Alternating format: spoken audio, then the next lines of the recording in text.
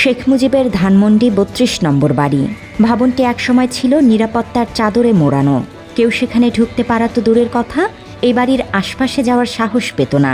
তবে সময়ের পরিক্রমায় বাড়িটি আজ ধ্বংসস্তূপে পরিণত। ১৫ আগস্ট বিগত বছরগুলোতে আওয়ামী লীগ সরকার নানা আয়োজনের মধ্য দিয়ে শোক দিবস হিসেবে পালন করেছে।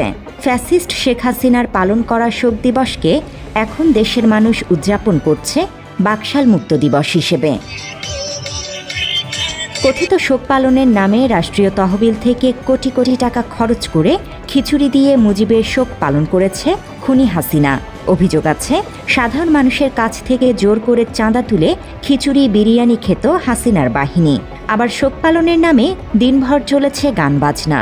অলিতে গলিতে রাত দিন এক করে উচ্চ শব্দে বেজেছে মাইক, লাউড স্পিকার। আলোচনা সভা, শোকসভার নামে হয়েছে উন্মত্ত বিনোদনও। রাজধানীর বিভিন্ন বস্তি থেকে লোক ভাড়া করে হয়েছে পথসভা। হাসিনা সরকারের নির্দেশে বিভিন্ন মসজিদ, মন্দির সহ ধর্মীয় উপাসনালয়ে চলেছে মুজিবীয় বয়ান। সরকারি অফিস, আদালত থেকে শুরু করে মন্ত্রী